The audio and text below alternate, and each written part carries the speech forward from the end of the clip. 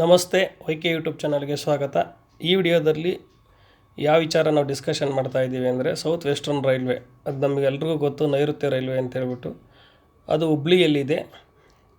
ಈ south western railway ಅಧೀನದಲ್ಲಿ ಬರ್ತಕ್ಕಂತಹ ಪ್ರಮುಖ ಸ್ಥಳಗಳಲ್ಲಿ ಭಾಳ ಇಂಪಾರ್ಟೆಂಟಾಗಿ ಇವರು ಅಪ್ರೆಂಟಿಸ್ಶಿಪ್ ಆ್ಯಕ್ಟ್ 1961 ಪ್ರಕಾರ ಸುಮಾರು ಅಪ್ರೆಂಟಿಸ್ಶಿಪ್ ಹುದ್ದೆಗಳನ್ನು ಕಾಲ್ಫರ್ ಮಾಡಿದ್ದಾರೆ. ಅವು ಯಾವ್ಯಾವ ಹುದ್ದೆಗಳಿದ್ದಾವೆ, ಯಾವತ್ತು ಅಪ್ಲಿಕೇಶನ್ ಹಾಕೋಕ್ಕೆ ಲಾಸ್ಟ್ ಡೇಟ್ ಇದ್ರವೆಲ್ಲ ಡಿಸ್ಕಷನ್ ಮಾಡೋಣ. ನೋಡಿರಿ, 10-12-2020 ಡಿಸೆಂಬರಿಂದ ಪ್ರಾರಂಭವಾಗಿ ಮುಂದಿನ ತಿಂಗಳು ಅಂದರೆ ಜನವರಿ 9ನೇ ತಾರೀಕು 2021 ಇಸ್ವಿವರೆಗೂ ಈ ಅಪ್ರೆಂಟಿಸ್ಶಿಪ್ ಹುದ್ದೆಗಳಿಗೆ ಅಪ್ಲಿಕೇಶನ್ ಹಾಕೋಕ್ಕೆ ಅವಕಾಶ ಇದೆ. ಯಾಕೆಂದರೆ ಸಾವಿರಾರು ಲಕ್ಷಾಂತರ ವಿದ್ಯಾರ್ಥಿಗಳು ಈ ಕನಸು ಕಾಣ್ತಾ ಇರ್ತಾರೆ. ಏನು ಅಂತಂದರೆ ಗೌರ್ಮೆಂಟ್ ಡಿಪಾರ್ಟ್ಮೆಂಟ್ಗಳಲ್ಲಿ, ಗೌರ್ಮೆಂಟ್ ಇಲಾಖೆಗಳಲ್ಲಿ ನಾವು ಅಪ್ರೆಂಟಿಸ್ಶಿಪ್ ಮಾಡ್ಕೋಬೇಕು ಅಂತೇಳಿ. ಇದೊಂದು ಒಳ್ಳೆ ಸೂಪರ್ ಆಪರ್ಚುನಿಟಿ ಅಂತೇಳಿ ನಾನಂತೂ ಭಾವಿಸಿದ್ದೇನೆ. ಸೌತ್ ವೆಸ್ಟರ್ನ್ ರೈಲ್ವೆ ನಿಮ್ಗೆ ಅಪ್ರೆಂಟಿಸ್ಶಿಪ್ ಹುದ್ದೆಗಳು ಕೊಡ್ತಿರೋದು. ಯಾವ್ಯಾವ ಹುದ್ದೆ ಏನೇನು ಕ್ವಾಲಿಫಿಕೇಷನ್ ಹೊಂದಿರಬೇಕು ಅನ್ನೋದನ್ನೆಲ್ಲ ಡಿಸ್ಕಷನ್ ಮಾಡೋಣ. ಅಲ್ಲಿವರೆಗೂ ನೀವು ನಮ್ಮ ಚಾನಲನ್ನು ಸಬ್ಸ್ಕ್ರೈಬ್ ಮಾಡಿಲ್ಲ ಅಂದರೆ ಸಬ್ಸ್ಕ್ರೈಬ್ ಮಾಡಿ, ಅಲ್ಲೊಂದು ಬೆಲ್ ಐಕನ್ ಬರುತ್ತೆ, ಅದ್ರ ಮೇಲೆ ಕ್ಲಿಕ್ ಮಾಡಿ. ಯಾಕೆಂದರೆ ನಾವು ಯಾವುದೇ ಉದ್ಯೋಗಕ್ಕೆ ಸಂಬಂಧಪಟ್ಟಂತಹ ವಿಡಿಯೋಗಳನ್ನು ಅಪ್ಲೋಡ್ ಮಾಡಿದ್ರು ನಿಮಗೆ ನೇರವಾಗಿ ಬಂದು ತಲುಪುತ್ತೆ ಅನ್ನೋ ಕಾರಣಕ್ಕೋಸ್ಕರ. ನೋಡೋಣ, ಈ ಅಪ್ರೆಂಟಿಸ್ಶಿಪ್ ಹುದ್ದೆಗಳ ಬಗ್ಗೆ ಡಿಸ್ಕಷನ್ ಮಾಡೋಣ. ಒಟ್ಟು ಇದು 1000ಕ್ಕೂ ಹೆಚ್ಚು ಹುದ್ದೆಗಳು ಇದ್ದಾವೆ. ಇಲ್ಲಿ ಹುಬ್ಳಿ ಡಿವಿಷನಲ್ಲಿ ಯಾವ್ಯಾವ ಇದ್ದಾವೆ ಅಂತ ಹೇಳ್ತಾರೆ ನೋಡಿ. ಟ್ರೈನಿಂಗ್ ಪೀರಿಯಡ್ 1 ಇಯರ್ ಇರುತ್ತೆ. ಈ ಸರ್ಟಿಫಿಕೇಟ್ ಅಪ್ರೆಂಟಿಸ್ಶಿಪ್ ಮುಗಿಸ್ಕೊಂಡ್ಮೇಲೆ ಆ ಸರ್ಟಿಫಿಕೇಟ್ ಭಾಳ ಉಪಯೋಗ ಇರುತ್ತೆ. ನೆಕ್ಸ್ಟು ರೈಲ್ವೆನಲ್ಲಿ ಟೆಕ್ನಿಕಲ್ ಪೋಸ್ಟ್ ಕಾಲ್ಫರ್ ಮಾಡಿದ್ರೆ ಅವ್ರಿಗೆ ಹೆಚ್ಚಿನ ಆದ್ಯತೆಯನ್ನು ಕೊಡ್ತಾ ಹೋಗ್ತಾರೆ. ನೋಡಿ, ಇಲ್ಲಿ ಫಿಟ್ಟರು, ವೆಲ್ಡರು, ಎಲೆಕ್ಟ್ರಿಷಿಯನ್ನು ಮತ್ತು ಮೆಕ್ಯಾನಿಕ್ ಸಂಬಂಧಪಟ್ಟಂತೆ ಮತ್ತು ಅಡ್ಮಿನಿಸ್ಟ್ರೇಟಿವ್ ಅಸಿಸ್ಟೆಂಟಿಗೆ ಸಂಬಂಧಪಟ್ಟಂತೆ ಸುಮಾರು 300 ಹುದ್ದೆಗಳು ಇದ್ದಾವೆ. ಇದನ್ನೆಲ್ಲ ಡೀಟೇಲ್ಸಲ್ಲಿದೆ, ಓದ್ಕೊಳ್ಳಿ ಹುಬ್ಳಿ ಡಿವಿಷನ್ದು. ನೆಕ್ಸ್ಟು ಕ್ಯಾರೇಜ್ ರಿಪೇರಿಯರ್ ವರ್ಕ್ಶಾಪ್ ಹುಬ್ಳಿಯಲ್ಲಿ. ನೋಡಿ, ಎಜುಕೇಷನ್ ಕ್ವಾಲಿಫಿಕೇಷನ್ ಇಲ್ಲಿ ಕೇಳಿದ್ದೇನೆ. ITI ಪಾಸ್ ಆಗಿರಬೇಕು ಮತ್ತು ಆ ಸಂಬಂಧಪಟ್ಟಿರ್ತಕ್ಕಂಥ ಟ್ರೇಡ್ ಹೊಂದಿರಬೇಕು ಅಂತೇಳಿ ಇದೆ. ಎಲ್ಲ ಹೆಚ್ಚು ಕಡಿಮೆ ಎಲ್ಲ ITI ಮೇಲೆ ಇರ್ತಕ್ಕಂಥ ಹುದ್ದೆಗಳೇನೆ ಇವೆಲ್ಲನೂ. ಫಿಟ್ಟರು, ವೆಲ್ಡರು, ಮೆಷಿನಿಸ್ಟು, ಟರ್ನರು, ಎಲೆಕ್ಟ್ರಿಷಿಯನು, ಕಾರ್ಪೆಂಟ್ರು, ಪೇಂಟರು ಮತ್ತು ಅಡ್ಮಿನಿಸ್ಟ್ರೇಟಿವ್ ಅಸಿಸ್ಟೆಂಟ್ ಸಂಬಂಧಪಟ್ಟಂತೆ computer operation and programming assistant ಆಗಿರಬೇಕು. ಮತ್ತು 1 ಇಯರ್ ಏನಾಗಿರುತ್ತೆ ಟ್ರೈನಿಂಗ್ ಪೀರಿಯಡ್ ಆಗಿರ್ತದೆ. ಇಲ್ಲಿ ಸುಮಾರು ಒಂದು 220ಕ್ಕೂ ಹೆಚ್ಚು ಹುದ್ದೆಗಳು ಇದ್ದಾವೆ. ನೆಕ್ಸ್ಟ್ ಬೆಂಗಳೂರು ಡಿವಿಷನಲ್ಲಿ ಮತ್ತೆ ನೋಡಿರಿ, ITIನವ್ರಿಗೆ ಏನಿದೆ ಅವಕಾಶ, ಮತ್ತು 1 ಇಯರ್ ಟ್ರೈನಿಂಗ್ ಪೀರಿಯಡ್ ಇರ್ತದೆ.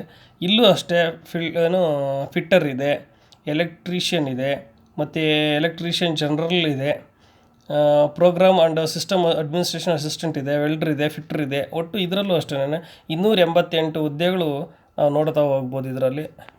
ಅದೇ ರೀತಿ ಮೈಸೂರು ಡಿವಿಷನಲ್ಲಿ ಸುಮಾರು 180ಕ್ಕಿಂತ ಹೆಚ್ಚು ಹುದ್ದೆಗಳಿದ್ದಾವೆ ನೋಡಿರಿ. ಫಿಟ್ಟರು, ವೆಲ್ಡರು, ಎಲೆಕ್ಟ್ರಿಷಿಯನ್ನು, ಸ್ಟೆನೋಗ್ರಾಫರ್ ಹುದ್ದೆಗಳೂ ಇದೆ. ಸ್ಟೆನೋಗ್ರಾಫರ್ ಹುದ್ದೆಗಳು ಈಗಾಗಲೇ ನಾವು ಬೇರೆ ಬೇರೆ ಕೋರ್ಟ್ ಇದರಲ್ಲಿ ಹೇಳಿದ್ದೀವಿ, ಟೈಪಿಸ್ಟ್ ಥರದ ಜಾಬ್ ಇದು. ಹಾಗಾಗಿ ಅದಕ್ಕೂ ಅವಕಾಶ ಇದೆ. ಇಲ್ಲಿ ITI ಅಷ್ಟೇ ಅಲ್ಲದೆ ಸ್ಟೆನೋಗ್ರಾಫರ್ ಹುದ್ದೆ ಅವ್ರಿಗೆ ಅವಕಾಶ ಇದೆ. ನೋಡಿ, 2 ಪೋಸ್ಟ್ ಇದೆ ಅದು. ನೆಕ್ಸ್ಟು ಸೆಂಟ್ರಲ್ ವರ್ಕ್ಶಾಪ್ ಮೈಸೂರು ಇದೆ. ಇಲ್ಲೂ ಅಷ್ಟೇ ಸೇಮ್ ITI ಆಗಿರ್ತಕ್ಕಂಥವ್ರಿಗೆ ಫಿಟ್ರು, ಟರ್ನರು, ಮೆಷಿನಿಸ್ಟು, ವೆಲ್ಡ್ರು, ಎಲೆಕ್ಟ್ರಿಷಿಯನ್ನು ಮತ್ತು ಪೇಂಟ್ರು, ಈ ಥರದ್ದು ಅಡ್ಮಿನಿಸ್ಟ್ರೇಟಿವ್ ಅಸಿಸ್ಟೆಂಟ್, ಈ ಥರದ್ದೆಲ್ಲ ಹುದ್ದೆಗಳಿದ್ದಾವೆ. ಯಾರ್ಯಾರು ITI ಆಗಿದೆ ಮತ್ತು ಸ್ಟೆನೋಗ್ರಾಫರ್ ಇದ್ದೀರಾ ಅವರು ಇಬ್ಬರು ಅಪ್ಲಿಕೇಶನನ್ನು ಸಲ್ಲಿಸ್ಬೋದು. ಇಲ್ಲಿ ಅತಿ ಹೆಚ್ಚು ಹುದ್ದೆಗಳಿರ್ತಕ್ಕಂಥದ್ದು ITIನವ್ರಿಗೇ. ನೀವೆಲ್ಲರೂ ತಗೊಳ್ಳಿ, ಇಲ್ಲಿ ಒಟ್ಟು 5 ಭಾಗ ಮಾಡಿದ್ದಾರೆ. ಎಲ್ಲ ಕಡೆಯೂ ಅವ್ರಿಗೆ ಅವಕಾಶ ಮಾಡಿದ್ದಾರೆ. ನೋಡಿರಿ, ಹುಬ್ಳಿ ಡಿವಿಷನಿಂದ ಹಿಡಿದು ಕ್ಯಾರೇಜ್ ರಿಪೇರಿಯಿಂದ ಹಿಡಿದು ಬೆಂಗಳೂರು ಡಿವಿಷನಿಂದ ಹಿಡಿದು ಮೈಸೂರು ಡಿವಿಷನ್ನು ಮತ್ತು ಸೆಂಟ್ರಲ್ ವರ್ಕ್ಶಾಪ್ ಮೈಸೂರಿಂದ ಹಿಡಿದು ಎಲ್ಲ ಹುದ್ದೆಗಳು ITIನವ್ರಿಗೆ ಮೀಸಲಾತಿಯನ್ನು ಇಡಲಾಗಿದೆ. ITIನವ್ರು ಓನ್ಲಿ ITI, ಮತ್ತು ಡಿಪ್ಲೊಮೋರ್ಗಾಗಲಿ ಇಂಜಿನಿಯರಿಂಗ್ ಆಗಲಿ ಅವಕಾಶ ಇಲ್ಲ. ಇದು ನೀವು ಆನ್ಲೈನಲ್ಲಿ ಅಪ್ಲಿಕೇಶನನ್ನು ಸಲ್ಲಿಸಬೇಕಾಗುತ್ತೆ. ಈ ವಿಡಿಯೋ ಪೂರ್ತಿ ನೋಡಿದ್ರೆ ನಿಮ್ಗೆ ಆನ್ಲೈನ್ ಎಲ್ಲ ವಿಚಾರ ಸಿಗುತ್ತೆ.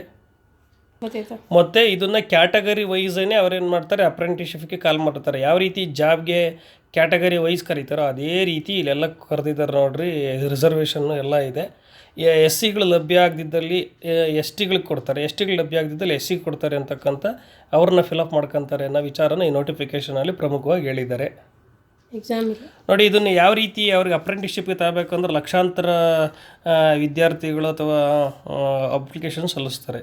ಹಾಗಾಗಿ ಅವ್ರನ್ನ ಹೆಂಗೆ ಆಯ್ಕೆ ಮಾಡ್ತಾರೆ ಅಂತಂದರೆ ಮೆಟ್ರಿಕ್ಯುಲೇಷನ್ ಅಂದರೆ SSLC ನಲ್ಲಿ ನೀವು ತೆಗೆದಿರ್ತಕ್ಕಂತಹ ಮಾರ್ಕ್ಸ್ನಲ್ಲಿ 50% ತಗೊಂತಾರೆ.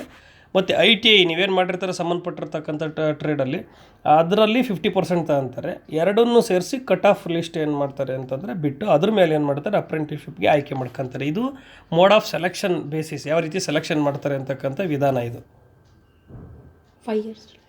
ಮತ್ತು ಯಾವ ಏಜ್ನಲ್ಲಿ ಇರ್ತಕ್ಕಂಥವ್ರು ಅಪ್ಲಿಕೇಶನ್ ಸಲ್ಲಿಸ್ಬೋದು. ಈಗ ITI ಮುಗಿಸ್ಕೊಂಡಿರ್ತೀರ ನೀವು, ಮಿನಿಮಮ್ 15 ವರ್ಷ ಆಗಿರಲೇಬೇಕು. ಅಂದರೆ 15 ವರ್ಷ ಅಂತಂದರೆ ಅವ್ರು 9-10ನೇ ತರಗತಿಯಲ್ಲಿ ಇರ್ತಾರೆ ಅಷ್ಟೇ, 15 ವರ್ಷ ಆಗಿರಲೇಬೇಕು. ಮತ್ತು ಮ್ಯಾಕ್ಸಿಮಮ್ 24 ವರ್ಷದವರೆಗೂ ಜನರಲ್ ಅವ್ರಿಗೆ ಅವಕಾಶ ಮಾಡಿಕೊಟ್ಟಿದ್ದಾರೆ. SC STಗೆ +5 years, ಅಂದರೆ SC ST ಹುಡುಗರಾಗಿದ್ದು ITI ಮಾಡ್ಕೊಂಡಿದ್ರೆ ಅವ್ರಿಗೆ 29 ವರ್ಷದವರೆಗೂ ಅವಕಾಶ ಇದೆ.